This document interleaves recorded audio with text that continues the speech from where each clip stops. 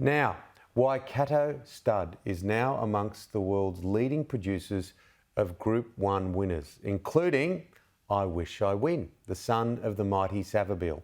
As Jules found out on her recent journey, there's a lot of hype building in New Zealand because the foal, born with the wonky front legs, is now taking Waikato Stud and his homeland on the ride of their lives. Jules sat down with Waikato Stud principal Mark Chittick to talk about life on the farm and the surprising journey of I Wish I Win.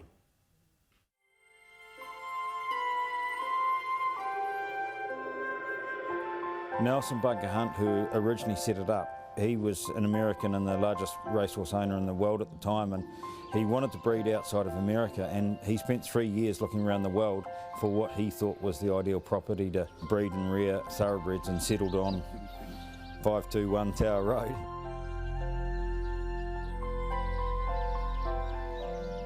An opportunity came up to buy Waikato Stud, and at the time we were looking as to whether we doubled the farming side of our operation and kept the horse side the same, or took on Waikato Stud and became 100% horses. When we originally came up here, we bought 430 acres, and now we pretty well operate on 2,000 acres around here. Over at the Stallion Barn, there's one in particular that very much owns the area. He looks very comfortable and he's clearly a favourite around here. Savabeel, he's very relaxed as well. He just looks like such a lovely type. Absolutely. As I say, it's a part that holds a big part of my heart, the stallions, and those stallions that are champion stallions, they know that they're the best, and I love the characters of stallions. Savabeel, he's, as you say, he's just a cruiser. He knows he's number one. You bring him out, it's like, oh, yep, another camera, I'll pose for that. You know, he certainly does know he's good, and he is very good. Why do you think he's had so much success, particularly in Australia? They've got his temperament. He's a very good doing horse. They're very sound horses, so they can be trained however the trainer wants to train them. But with that early speed, you know, like he's had a lot of success right through from, let's say, sprinting, and he's got one of the best sprinters in the world now by him, through to Oaks and runners in Melbourne Cups and things like that. Incredibly versatile, but they've got great temperaments, they're sound and they're tough. Well, speaking of that sprinter, he'll wear the Waikato Stud colours on October 14 in the second richest race in the world. How does that feel to have I Wish I Win running in the Everest? It's unreal for everybody on this farm.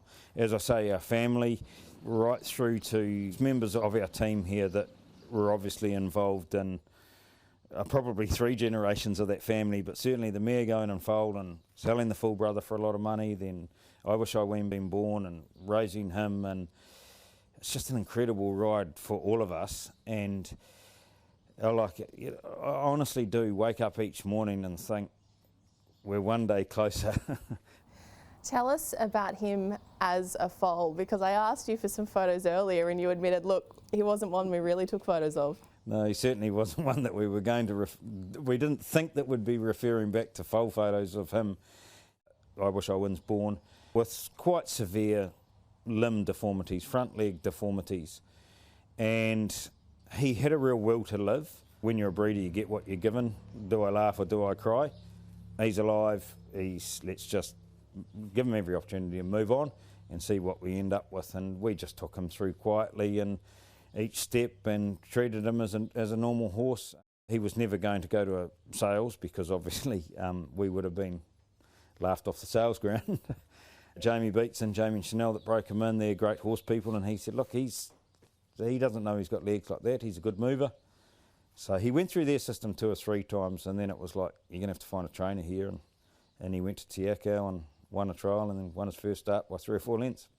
At what stage, or was there a stage where you thought, hang on a minute, we've got something here? Genuinely, when he went from New Zealand to Australia, we thought we were heading over for the second tier sort of stuff. Still a lot of money there, give him an opportunity. He was a gelding, we're just going to race him and have some fun. But when he won his first start in Melbourne there, and then when he won the listed race, it's like, you know, like, it's not second tier stuff. You know, he deserves the opportunity for bigger and better. And what an incredible opportunity to represent New Zealand breeding on the world stage, really. Absolutely, and we truly mean this. This is not about our horse. This is New Zealand's horse. He's raised in these paddocks here in New Zealand. He's, let's say, made his way to the headlines, and everyone's just so proud of him. Like whenever we pop into town, there's always someone that says, good luck and how cool and how great it is. And how special to be on this journey with your mate Peter Moody. Yeah, too right. Like Peter and I have been mates for a long time. It's sort of worked both ways, where we've supported each other through, through the ups and downs of life, and certainly when both of us have been in tough times, one time in particular, he just rang me one day, probably on a Thursday, "What are you doing this weekend?" "I'm coming over." "Oh, yeah, what for? What are you going to do?" "No, just coming to see you." So that's pretty cool. So to be on that journey with Peter, with Sarah, with Catherine, with their whole family, it's cool. I try not to annoy him, but I know he won't answer the phone if he thinks I'm ringing too often. But I just love ringing and, "All right?" "Yep, it's great."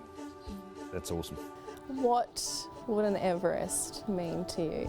Myself and Pip and the kids and Mary and Gary, and I'd love to name everybody on this farm, but if that came about and everyone's so close and so involved with this horse, everyone's had a little part of it, once again, it would be a lifetime achievement, a dream.